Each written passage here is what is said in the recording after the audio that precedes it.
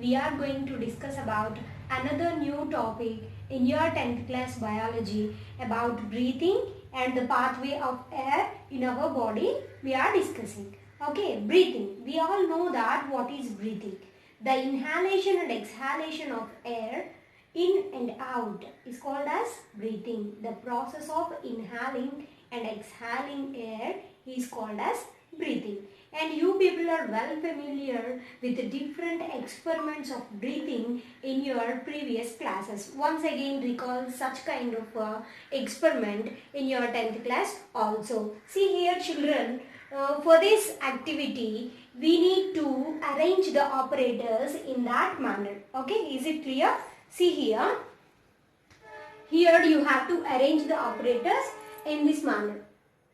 Two kinds of test tubes, and one filled with normal water and another one filled with lime water. Here we have to exhale the air into the two test tubes. Okay, exhale the air. It is better to do the experiment with normal air also. Not only exhaled air, we have to do with normal air also. Here in this experiment, you just take a connection with your nose by the help of a tube-like structure and exhale your air by using your nostrils. Whenever the air enter into the lime water, this test tube is filled with lime water and this one is with normal water. Whenever the exhaled air touches this lime water, suddenly this lime water, not suddenly, immediately the lime water turns into milky white. By the reaction, whenever the carbon dioxide present in the exhaled air reacts with lime water and it forms calcium carbonate. It forms a calcium carbonate. By the result, the lime water turns into milky white. Okay, is it clear? The lime water immediately whenever it contact with the exhaled air, it turns into milky white. And by this experiment, we are able to say that exhaled air contains more carbon dioxide when compared with normal air. If you do the experiment with a syringe which is filled with normal air, if you insert such kind of air into lime water, then the process of turning lime water into milky white, it takes more time. But if we do with the same experiment with our exhaled air, then the lime water turns milky white immediately. Okay, because exhaled air contains more amount of carbon dioxide, but the normal, when compared with the normal air. Is it clear? Then it is time to discuss about a pathway of air. How air travels in our respiratory system. We all know that how the air enter into our body. How it entered into our body? Just look at here. We have two openings called as, this part is called as nostrils. Here you have your nostrils. Okay.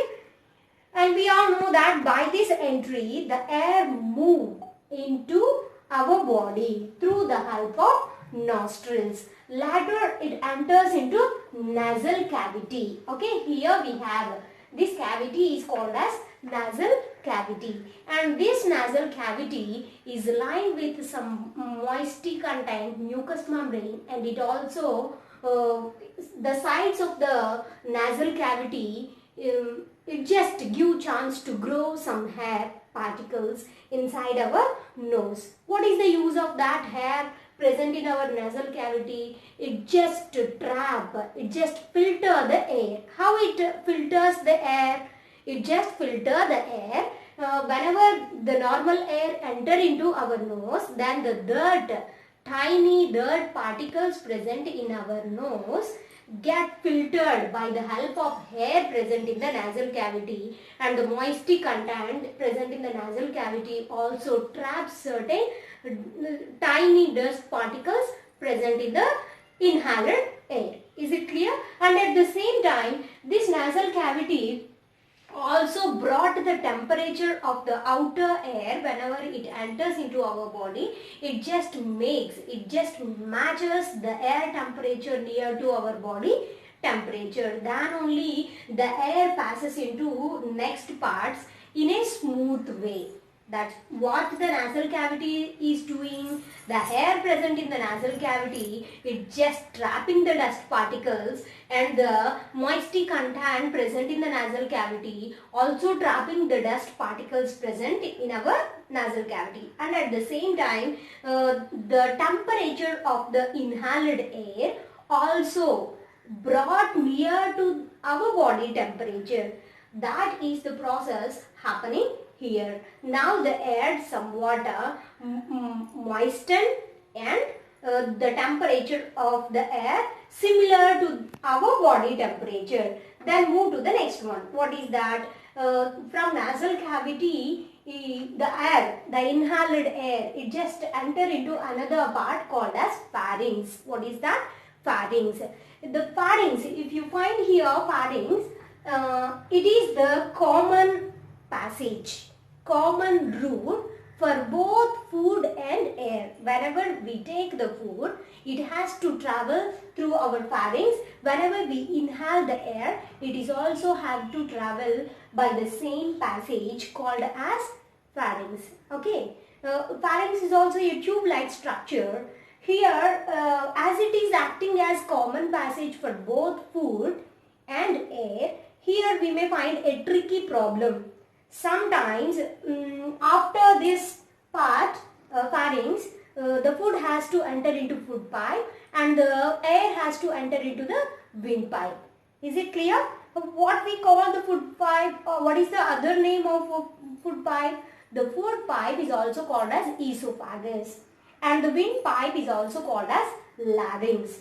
Okay, here whenever we are taking food and air at a time, it leads to a problem, because here the two tubes which are called as food pipe and windpipe, they just started at the same, they have the same opening and same ending. That's why here the pharynx, it has to face a lot of problem with food and air. Is it clear? In order to control such kind of traffic jam in our body, in the pharynx, here our pharynx is having a small flap-like structure, called as epiglottis. What is that? Epiglottis. Here you are able to find the epiglottis. The flap-like structure, which is a somewhat muscular wall, it has ability to control the passage of food into food pipe, the passage of air into windpipe. Okay, whenever we are swallowing the food has to enter into the food pipe and the air has to enter into the windpipe. This traffic will be controlled. This problem will be controlled by a flap-like structure present in the pharynx, is called as epiglottis.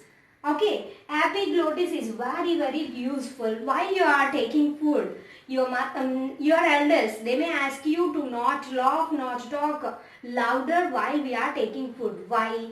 If we talk like that, then the epiglottis, it just loses its control. Then the food may enter into the windpipe. Immediately we get coughing. What we get? Coughing. That's why, and it also leads, certain times we may get some watery substance into the nose and some food particles into the nose, and it may cause a lot of a problem in our nasal cavity, and we are unable to take the air for some time also, okay, in a proper way. That's why while we are taking the food, we should not laugh and we should not talk louder.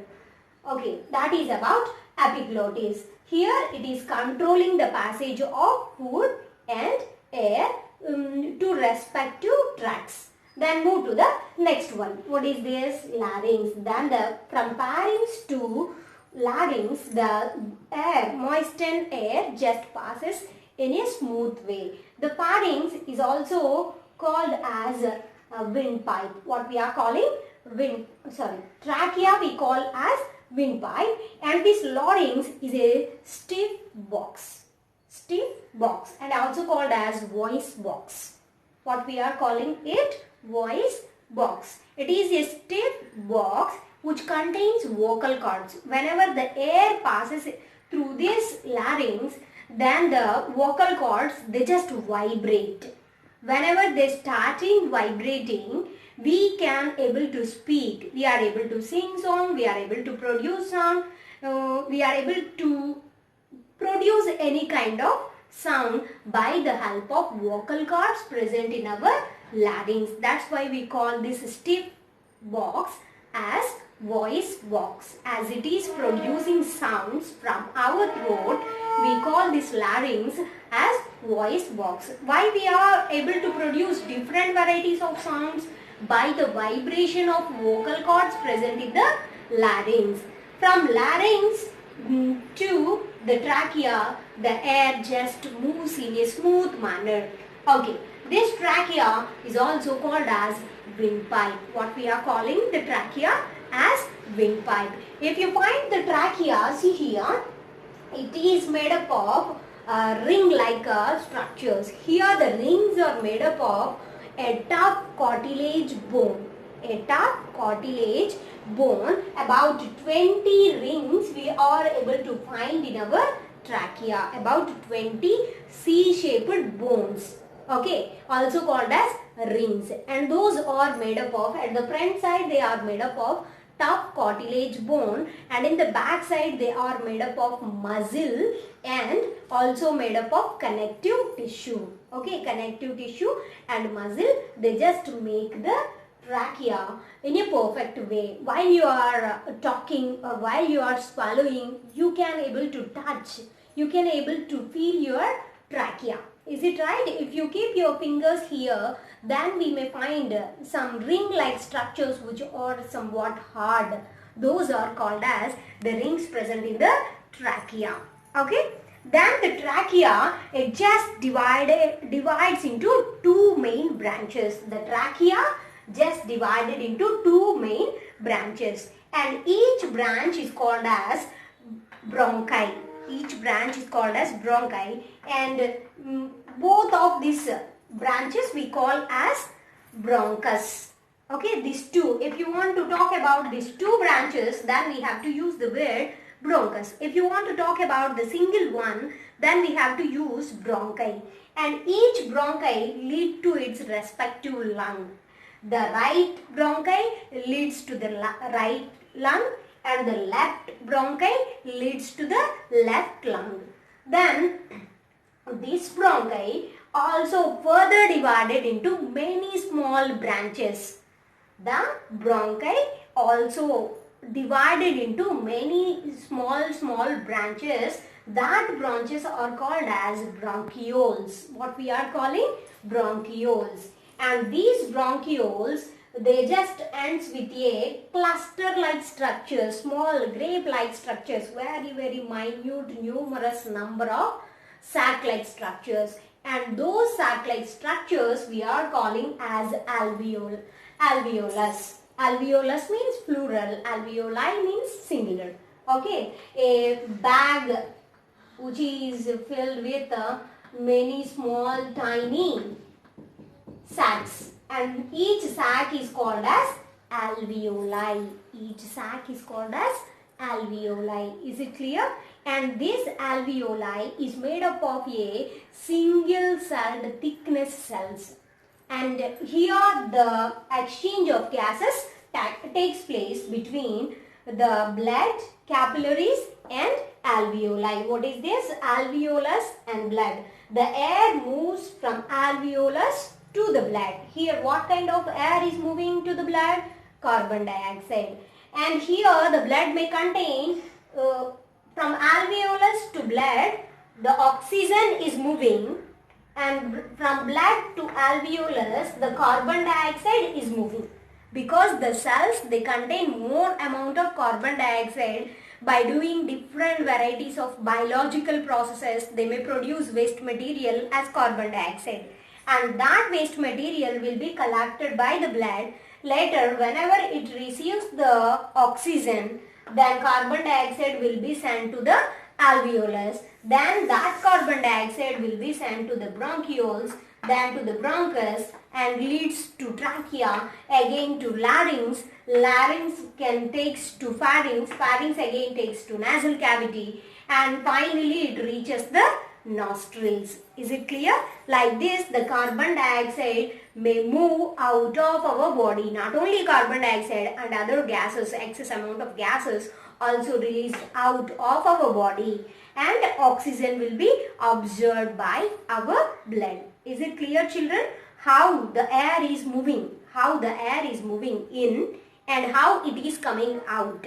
Is it clear? Here, first it is entering into the nostrils, later it just reaching to the nasal cavity, then it enters into the pharynx, from pharynx to the larynx, larynx leads to trachea, then trachea is divided into two main branches called as left bronchi and right bronchi. Later it divides into small branches called as bronchioles, and this bronchioles ends with small sac-like structures called as alveolus, and these alveolus have the capacity to exchange the gases with the blood. Like this, oxygen may enter into our lungs and oxygen will be absorbed by the blood, and then carbon dioxide will be emitted through our nostrils in the same passage in reverse manner.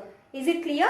Now, from nostrils to the blood to the alveolus, the air, it should be moistened and somewhat warm. The temperature of the air, it should be always equal to our body temperature. Then only air moves in a smooth manner throughout our respiratory system. If, for example, if our respiratory tract is not moistened, what will happen? If it is not moistened, then the dirt present in the air, it just carries into it just reaches the lungs, and it may cause many respiratory problems. Sometimes it also leads to the death of the person also. That's why it is important, each and every part of respiratory system, it should be moistened, and it has to maintain the temperature of air equal to our body temperature. Okay, is it clear? And the lungs, they may contain many clusters of alveolus. If you spread the alveolus in one platform, then the volume of that platform will be equal to a tennis court. Do you know tennis court? About 160 meters square of place will be occupied by our lungs. That much capacity our lungs have. Okay, that much air we are able to respire. Is it clear, children? This is about today's session, and I will meet you in the next session with a new topic. Till then, keep curious and stay learning.